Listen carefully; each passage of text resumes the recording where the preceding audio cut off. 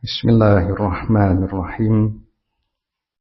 Assalamualaikum warahmatullahi wabarakatuh.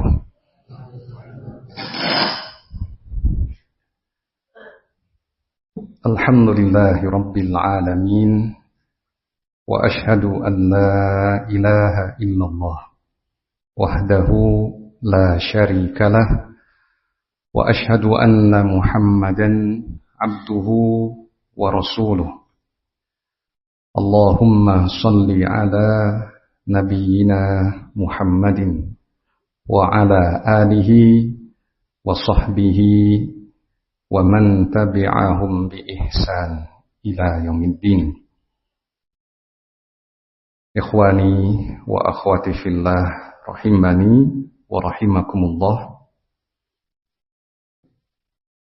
Alhamdulillah, kita di saat ini berada di masa-masa akhir bulan Sya'ban, sambil kita menunggu keputusan sidang itsbat dari pemerintah Republik Indonesia melalui Kementerian Agama, yang biasanya sidang itsbat itu pembacaan keputusannya di atas jam 19. Di atas jam 19. Kadang jam 19 lebih sedikit, kadang jam 19 lebih 15. Banyak pertanyaan biasanya dari para santri. Ustaz, sudah terlihat hilal atau tidak? Tanyanya sebelum maghrib. Nah, itu nggak memungkinkan. Karena untuk melihat saja itu butuh proses tenggelam matahari di masa-masa itu. Nah, dari yang melihat atau titik-titik pantau hilal yang disebar di seluruh Indonesia, itu nanti akan melaporkan ke pemerintah melalui Kementerian Agama. Baru nanti diputuskan pada sekitar jam 19 lebih. Nah, jadi seperti sekarang belum diketahui. Kita masih menunggu.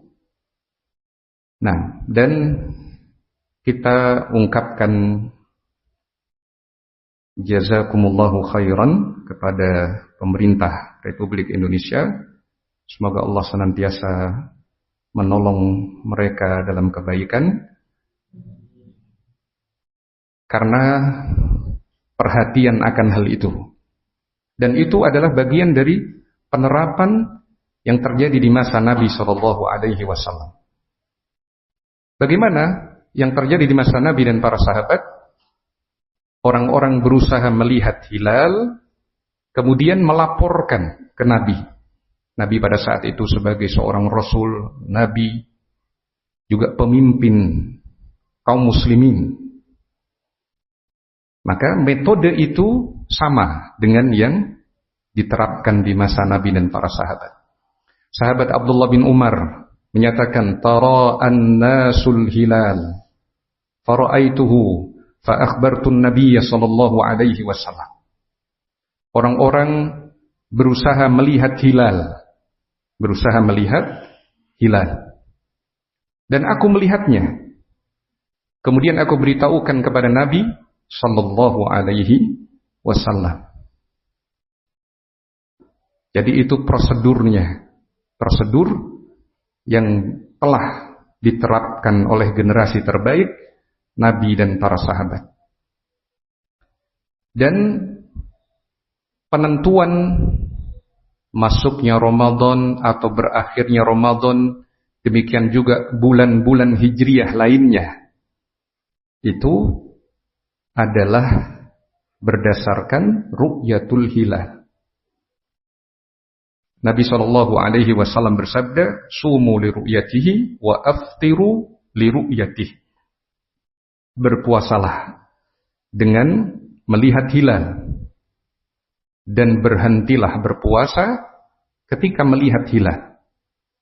fa in ghummiya 'alaikumus syahr fa'uddu 30. Apabila terhalang oleh kalian awan, ya, maka hitunglah, genapkan jumlah hari Sya'ban menjadi 30. Sya'ban 30 atau Ramadan 30.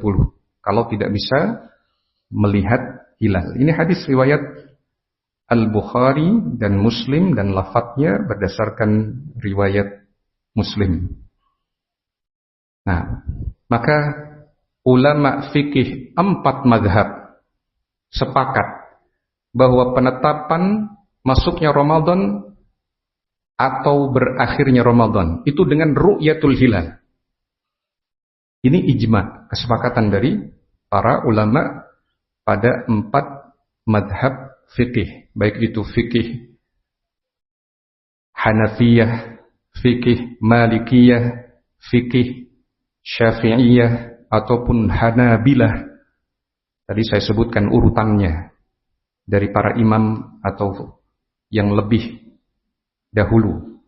Nah, Hanafiyah, Malikiyah, Syafi'iyah, Hanabilah sepakat bahwa penetapan itu dengan ru'yatul hilal. Tidak ada yang menetapkan dengan hisab di masa itu. Sehingga tetaplah dengan apa yang diterapkan oleh Nabi dan para sahabat, demikian juga para ulama Ahlus Sunnah setelahnya. Mungkin akan muncul syubhat. Wah, kalian nggak fair. Giliran mau masuk Ramadan pakai ru'yah, tapi sholat 5 waktu kalian lihat jam. Itu kan hisab juga. Kalian nggak konsisten, kadang pakai ru'yah, kadang pakai hisab. Itu syubhat enggak? Kira-kira memungkinkan kita mendengar syubhat itu atau tidak? Nah, jawabannya adalah karena masing-masing beda perintah. Maka kita menjalankan sesuai perintah. Perhatikan perintah Allah dan Rasulnya, terapkan pada kondisi masing-masing. Kalau sholat 5 waktu, apakah perintahnya harus selalu melihat? Atau tegakkan sholat bertepatan dengan waktu tertentu? Contoh, ayat Al-Quran. Aqimis sholata lidulukis syamsi ila ghasaqil lail wa Qur'an al-fajr. Aqimis sholah, tegakkan sholat lidulukis syams, ketika matahari telah tergelincir, ila ghasaqil lail, hingga nanti malam sudah begitu gelap, wa Qur'an al-fajr, dan ketika fajar menyingsing. Apakah di situ ada perintah melihat? Tidak. Artinya, tegakkan sholat bertepatan dengan tergelincirnya matahari, lakukan sholat. Ketika malam sudah gelap, lakukan sholat. Ketika terbit fajar, lakukan sholat. Gak ada perintah melihat secara khusus. Lakukan di waktu yang bertepatan dengan itu. Beda dengan masuknya Ramadan dan berakhirnya Ramadan. Sumu li ru'yatihi wa aftiru li ru'yatihi fa in ghummiya 'alaikum asy-syahr fa'uddu 30. Lihatlah hilal, berpuasalah dengan melihatnya, dan berhentilah berpuasa dengan melihatnya. Kalau tidak terlihat karena tertutup awan atau apa saja yang menghalangi pandangan kalian, genapkan jumlah bilangan harinya menjadi 30 hari. Sama atau beda? Beda. Yang ini suruh melihat. Kalau nggak terlihat, genapkan. Mudah. Innad dina yusrun. Sesungguhnya agama itu mudah. Nah, kajian kita kali ini adalah mengharap keberkahan dari Allah di bulan Ramadan. Mengharap keberkahan dari Allah di bulan Ramadan. Untuk mengingatkan kita bahwa keberkahan itu dari Allah. Keberkahan itu dari Allah. Allah yang menentukan ini berkah, ini berkah, ini berkah. Tapi keberkahan itu dari Allah. Karena itu Allah disebut tabaraka. Allah tabaraka wa ta'ala. Apa artinya tabaraka? Yang berlimpah keberkahannya, yang darinya sumber keberkahan. Itu tabaraka. Ada ulama yang mengartikan maha suci, benar. Ada ulama yang mengartikan memang asalnya dari barokah, tabaraka. Maka semua keberkahan itu dari Allah. Ramadan berkah. Apa dalil bahwa Ramadan itu berkah? Di antara dalilnya adalah hadis yang diriwayatkan dari sahabat Abu Hurairah. Diriwayatkan oleh Al-Imam An-Nasa'i di dalam sunannya. Atakum Ramadan syahrun mubarak. Telah datang kepada kalian Ramadan, bulan yang diberkahi. Atakum Ramadan syahrun mubarak. Telah datang kepada kalian Ramadan, bulan yang diberkahi.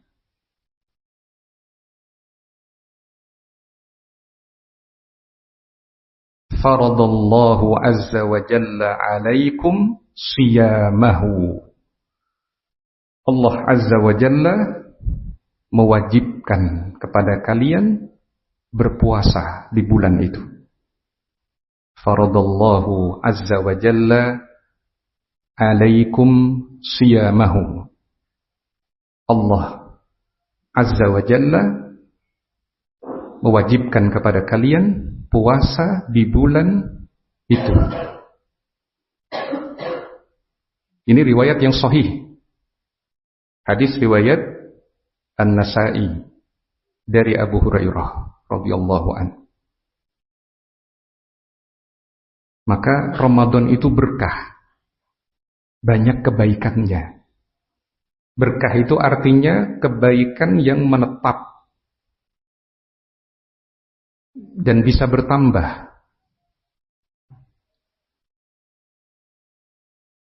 Kebaikan yang banyak dan menetap. Itu berkah. Maka Ramadan itu banyak kebaikannya. Nah, meskipun secara asal tabiat manusia nggak suka disuruh puasa. Senang apa nggak orang kalau suruh nggak makan, nggak minum? Nggak suka. Bertentangan dengan hawa nafsu. Nah,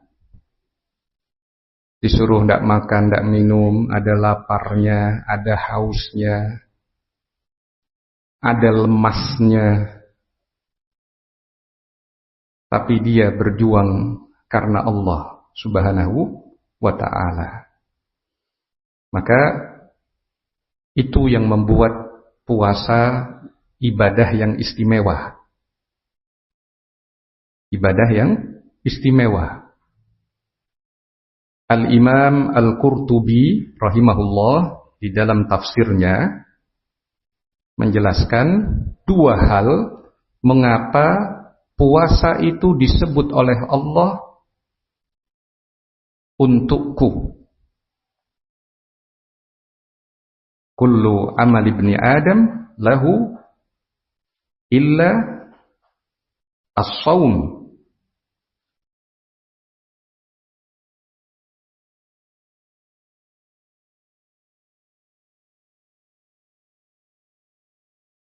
Kenapa diperkecualikan hanya puasa saja?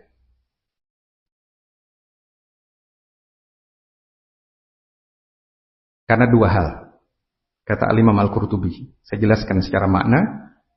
Yang pertama, karena ibadah puasa itu yang menghalangi seorang dari yang dia sukai.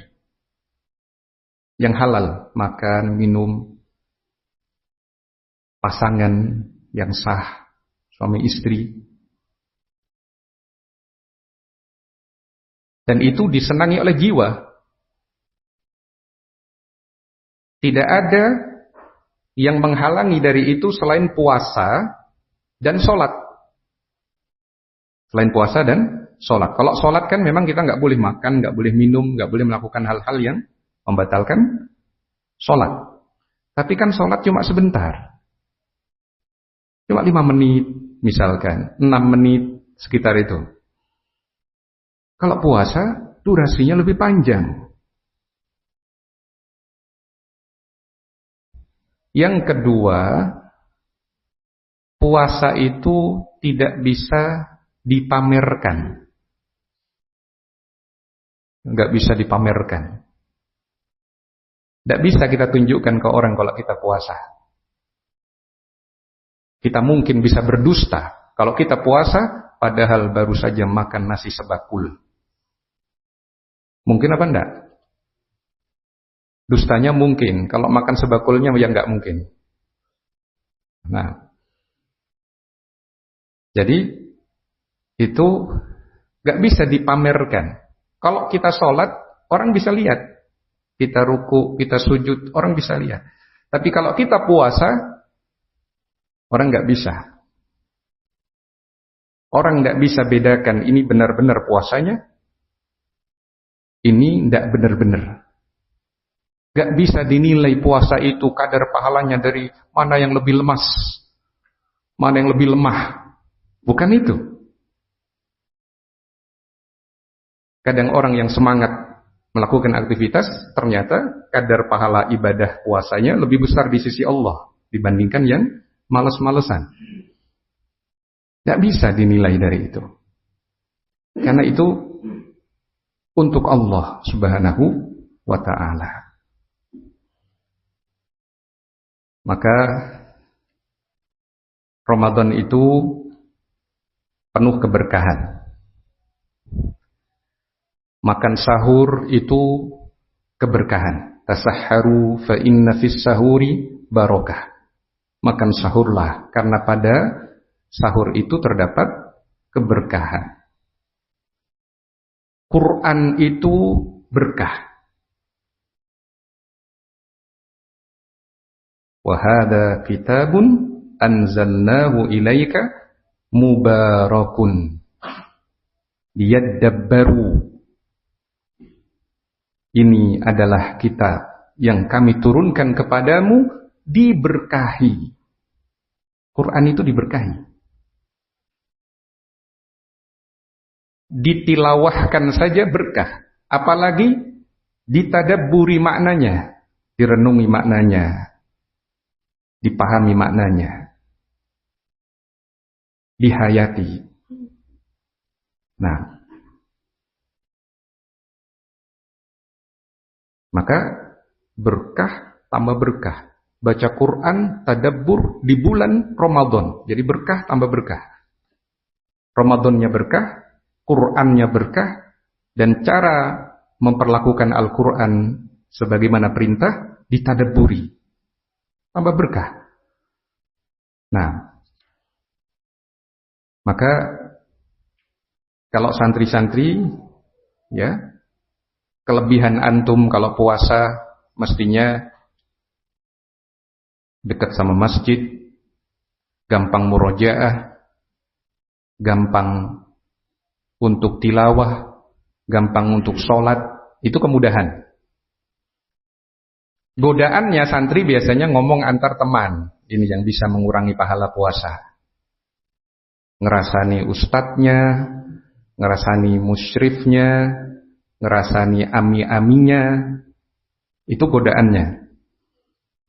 Yang bisa menghapus atau mengurangi pahala puasa. Bagi santri, insya Allah, dan bagi muslimin mayoritas, untuk tidak batal puasa mudah. Tapi untuk menjaga keutuhan pahala puasa, perjuangan. Apa sih yang membatalkan puasa? Satu, makan dan minum secara sengaja. Atau yang semakna dengan makan dan minum. Semakna dengan makan dan minum, memasukkan cairan infus. Jadi kalau pasien diinfus di rumah sakit, dia maksa saya tetap akan puasa, nggak bisa. Cairan makanan masuk ke kamu, batal. Nah, batal puasa yang lain adalah berhubungan suami istri di siang hari Ramadan atau mengeluarkan mani secara sengaja.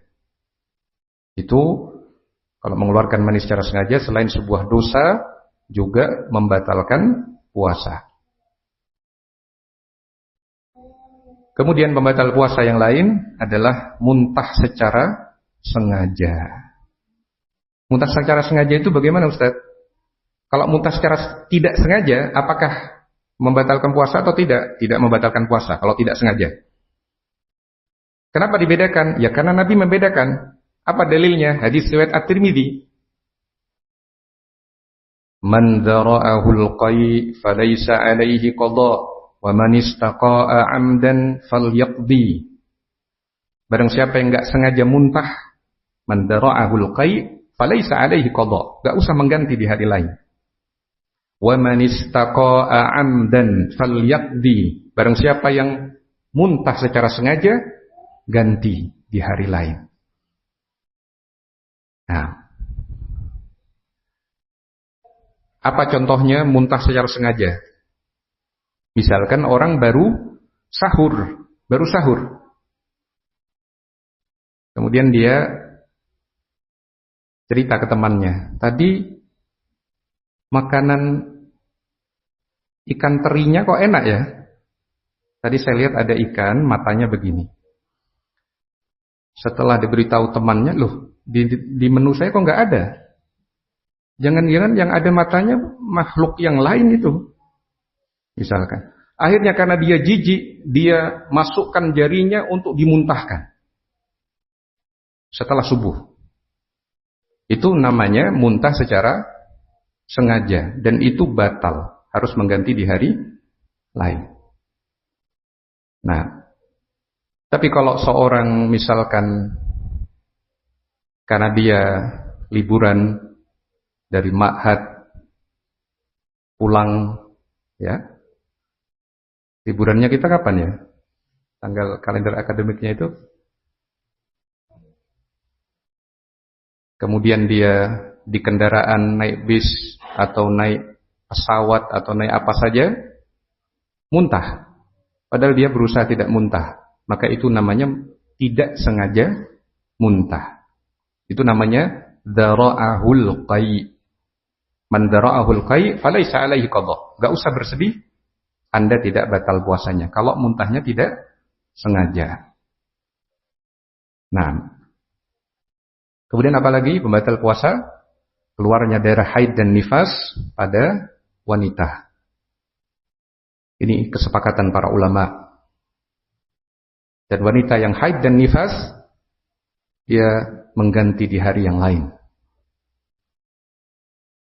Tidak boleh membayar fidyah. Tidak boleh membayar fidyah. Kalau fidyah itu untuk ibu hamil dan menyusui. Kemudian di antara pembatal puasa yang lain adalah memasukkan air ke hidung sampai terhirup begitu dalam ke tenggorokan, ya. Itu membatalkan puasa jika dilakukan dengan sengaja. Apa dalilnya? Dalilnya adalah hadis perintah Nabi untuk beristinsyak. Sungguh-sungguh beristinsyak, memasukkan air ke hidung kecuali kalau engkau berpuasa.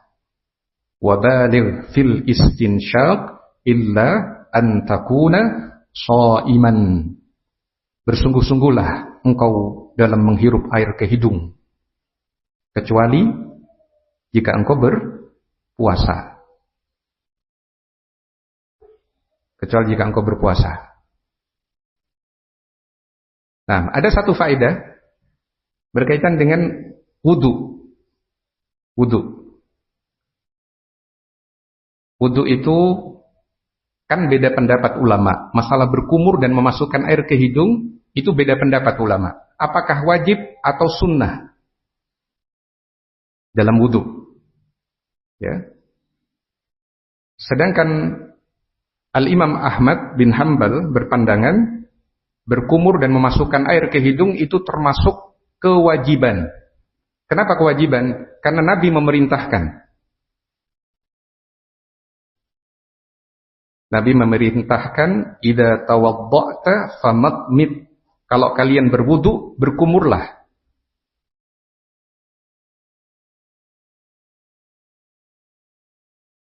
Dalam hadis yang lain, kalau kalian berwudu, falyaj'al fi anfihi ma'an. Masukkan air ke hidung.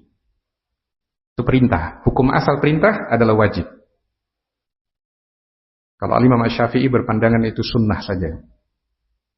Tapi kalau kita melihat hal ini, kita berusaha untuk melaksanakan berkumur dan memasukkan air ke hidung ketika berwudu. Nah, kalau di luar puasa, misalkan kita berwudu dengan air segelas ini, cukup apa enggak? Air segelas ini untuk wudu. Cukup atau enggak? Cukup ini. Cukup untuk wudu. Nabi SAW dalam hadis Anas biasa berwudu dengan 1 mud air. Dalam sebagian riwayat bithulutsai muddin, dengan 2/3 mud bisa. Nah, misalkan kita di sebuah kendaraan, kita itu kalau naik kendaraan ada waktu sholat, sebisa mungkin kita mengatur waktu. Saya turun di sini supaya saya bisa jamak qashar di musola ini, turun, kalau bisa turun dari kendaraan. Tapi dalam kondisi tertentu, kadang kita nggak bisa turun. Darurat. Kalau di kereta api, alhamdulillah sekarang sudah ada banyak musola di kereta api. Jangan sholat di tempat duduk, sholat di musola. Sabar, meskipun harus antri di situ. Nah, cuma masalahnya kadang kita sholat di kendaraan. Bagaimana cara berwudu? Kan di situ kalau berkumur dan ada mengeluarkan air juga kan? Nah, ada penjelasan dari sebagian ulama, di antaranya Syekh Ibnu Utsaimin, bahwa tamat madha dan istinsyak itu wajib, artinya yang bagian memasukkan air itu wajib. Mengeluarkannya itu sunnah. Maka seandainya antum berkumur dan ditelan dan memasukkan air ke hidung saja, dihirup saja, tidak dikeluarkan, itu boleh dalam kondisi tertentu. Memang sunnahnya dikeluarkan. Tapi itu baru bisa diterapkan kalau tidak berpuasa. Kalau berpuasa jangan manfaatkan itu. Ya. Tadi malam Ustadz bilang boleh, maksud katanya menghirup air tidak usah disemburkan. Kok antum terapkan waktu siang hari Ramadan? Bukan pada tempatnya itu. Nah, jadi itu tambahan faedah. Itu tambahan faedah. Kemudian pembatal puasa yang lain adalah bertekad kuat untuk membatalkan puasa dan menempuh langkah-langkah membatalkan puasa. Melakukan sebab-sebab pembatal puasa. Nah, bertekad kuat untuk batal. Ya. Ada orang dia safar atau dia sakit, contohnya santri sakit, masuk di UKS. Sama teman-temannya, sama dokter, sama perawat bilang, "Sudahlah antum enggak usah puasa." "Enggak, saya mau puasa." Nah, awalnya dia mau puasa, lama-lama dia berat. Akhirnya dia berencana mau membatalkan puasa. Dari tempat duduk dia, dari tempat tidur ke meja, itu dia jalan. Mau mengambil ini untuk diminum. Mau mengambil minuman untuk diminum. Qadarullah, sebelum dia sempat meraih, kucing lompat, jatuh air. Tumpah airnya. Dia belum minum. Apakah dia terhitung sudah batal atau belum batal puasanya? batal. Karena dia sudah bertekad kuat dan melakukan penyebab. Beda dengan dia di tempat tidur saja. Dia mikir, saya batal atau enggak ya? Batal atau enggak? Dia di tempat tidur saja. Itu enggak batal. Tapi kalau dia sudah menempuh sebab, dia sudah bertekad, itu batal. Apa dalilnya? Dalilnya adalah hadis, "Idzal taqal muslimani bisayfayhima fal qatil wal maqtul finnar." Qal, "Ya Rasulullah, hadzal qatil fama balul maqtul?" Ya. Nabi ketika menjelaskan, apabila seorang muslim berhadapan dengan dua pedang masing-masing, maka yang membunuh dan yang dibunuh sama-sama masuk neraka. Para sahabat bertanya, "Wahai Rasulullah, yang membunuh jelas masuk neraka. Tapi kenapa yang dibunuh juga masuk neraka?" Nabi menyatakan, "Fa innahu kana harisan ala qatli sahibi." Karena dia sudah bertekad kuat, niatnya kuat dan dia pegang senjata. Beda kalau dia pegang panci, misalkan. Untuk menangkis saja, dia nggak mau bunuh. Maka dia kalaupun terbunuh, insya Allah dia nggak masuk ancaman itu.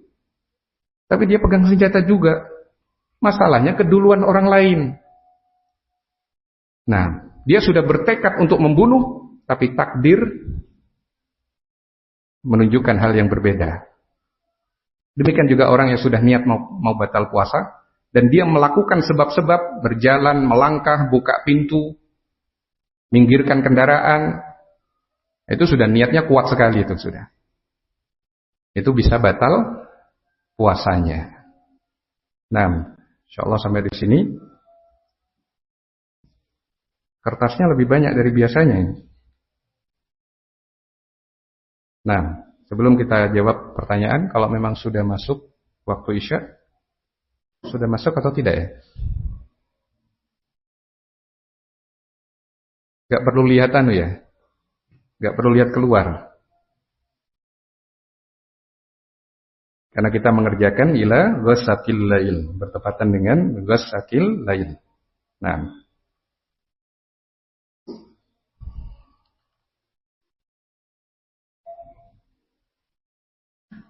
Isya itu 19.04, masih belum. Satu pertanyaan mungkin kita lihat.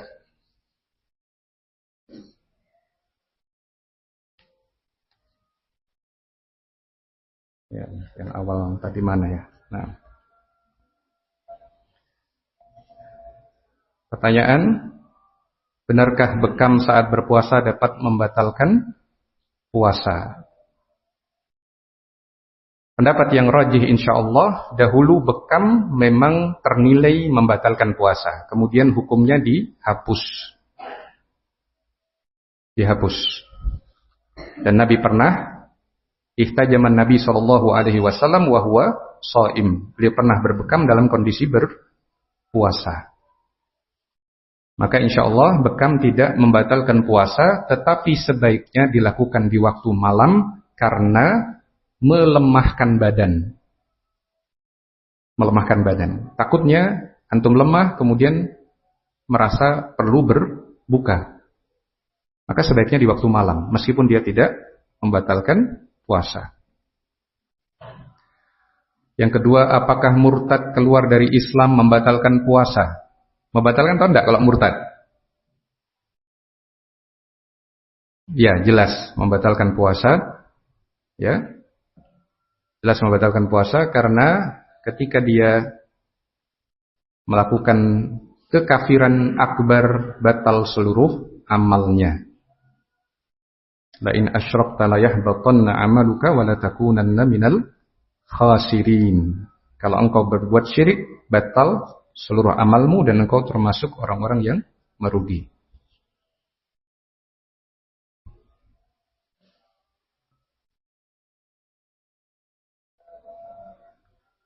Ada pertanyaan di luar puasa.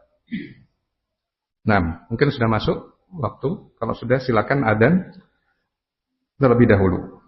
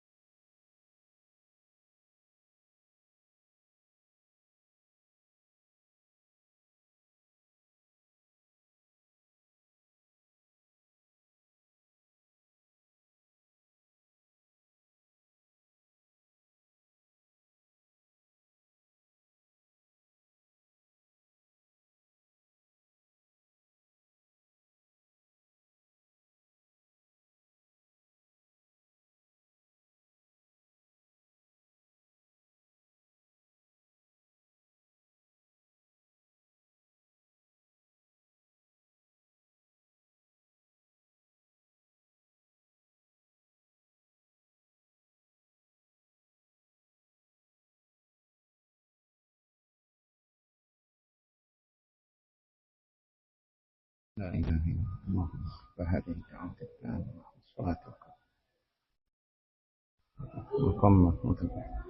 Nah, berikutnya bagaimana membedakan darah yang keluar 2 hari sebelum persalinan? Apakah itu darah nifas? Jawabannya iya, jika disertai dengan kontraksi atau dalam istilah bidan itu pembukaan. Ya, di dalam Asyarhul Mumti Syarah Zadil Mustaqni, Syekh Ibnu Utsaimin menjelaskan, yaum au yaumain qabla al-wiladah, sehari atau 2 hari sebelum kelahiran, ya, ma'at talq, disertai dengan kontraksi. Disertai dengan kontraksi itu termasuk nifas. Bagaimana apabila ragu dengan darah tersebut? Apakah kita tetap harus sholat atau sudah tidak wajib sholat? Kalau sebelumnya tidak pernah keluar darah dan menjelang kelahiran itu keluar darah, maka dugaan kuat itu memang adalah darah nifas. Nah, tapi kalau dia ragu, kemudian dia memilih untuk takutnya ini adalah sebuah darah luka, kalau dia tetap sholat, maka insya Allah tidak mengapa sebagai kehati-hatian. Tetapi kalau sudah disertai dengan kontraksi, maka itu berarti sudah darah nifas sehingga tidak sholat dan tidak berpuasa.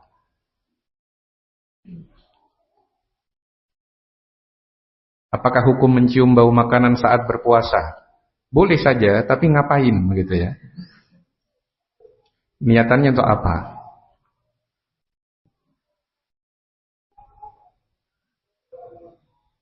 Apa hukum memakai obat tetes mata saat berpuasa? Boleh atau tidak? Pandangan dari sebagian ulama seperti Syekhul Islam Ibnu Taimiyah, Syekh Muhammad bin Shalih Al-Utsaimin tidak terhitung membatalkan puasa. Tetes mata tidak terhitung membatalkan puasa.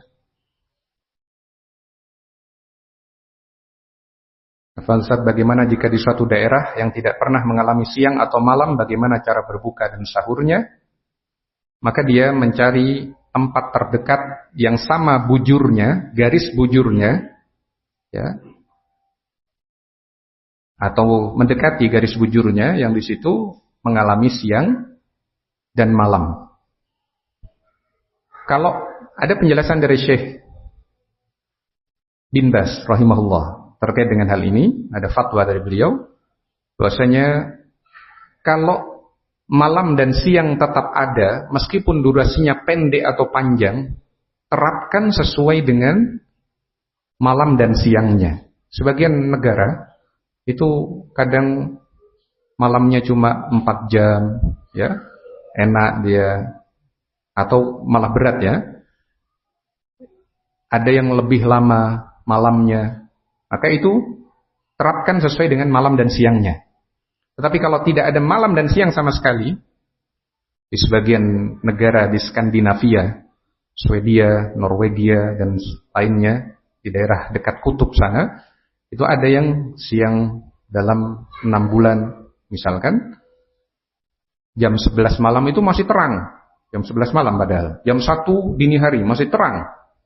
Nah, maka dia ikuti wilayah terdekat dari dia yang semakin ke arah selatan, mendekati Khatulistiwa, yang sudah mengalami malam dan siang. Ikuti waktu di tempat yang terdekat atau terapkan sesuai dengan hadis dalam kisah Nabi tentang Dajjal, penjelasan Nabi tentang Dajjal, faqduru lahu qadrah. Hitung kadarnya, perkirakan kadarnya. Ini sudah subuh, kemudian ini sudah duhur, perkirakan kadarnya. Apakah bagi wanita juga ada tarawih? Ya, disunnahkan. Salat malam di bulan Ramadan itu disunnahkan. Boleh berjamaah, boleh sendirian. Apabila ingin salat berjamaah, di saat imam ruku dan bergerak menuju bangkit dari ruku, kita lari dari belakang masjid. Ini salah ya, kalau lari tenang saja, ikuti bimbingan Nabi. Wa alaikumus sakinah, hendaknya kalian tenang. dan kita lari dari belakang masjid dan masuk ke saf salat saat imam sudah tegak tapi makmum-makmum yang lain belum tegak dan kita bergabung, apakah kita dihitung masbuk? Ya, dihitung masbuk karena yang diperhitungkan imamnya bukan makmumnya.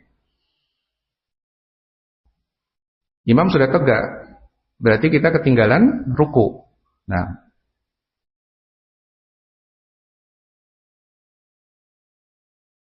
bagaimana hukum tentang berniat puasa pada bulan Ramadan? Apakah cukup berniat satu kali untuk 1 bulan atau memperbarui niat setiap malam?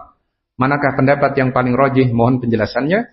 Sebaiknya diikuti pendapat yang lebih ke arah kehati-hatian, yaitu berniat tiap malam. Berniat tiap malam. Dan berniat tiap malam itu mudah. Kita bilang ke teman, tolong bangunkan saya nanti ya. Itu saja sudah berniat. Kita berniat mau sahur, itu saja sudah berniat. Nah, yang terluput dari niat kalau dia ketiduran dari sebelum maghrib, bangunnya baru setelah subuh. Itu lupa niat itu sudah.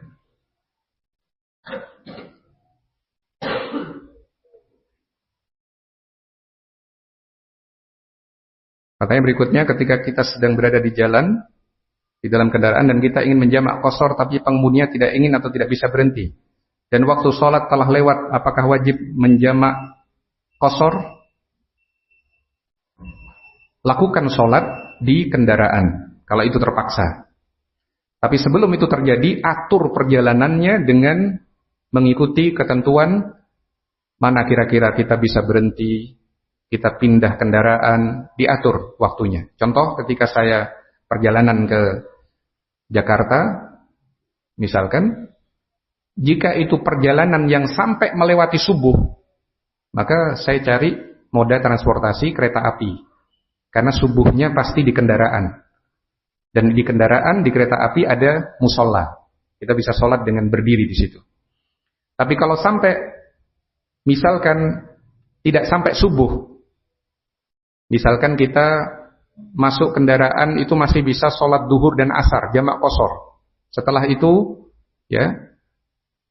setelah itu masuk ke bis. Boleh pakai bis malam. Nanti bis malam itu berhenti makan di sebuah tempat, di situ kita bisa sholat maghrib dan isya di jamak. Nanti sebelum subuh sudah nyampe di lokasi. Maka pandai-pandai dalam memilih moda transportasi.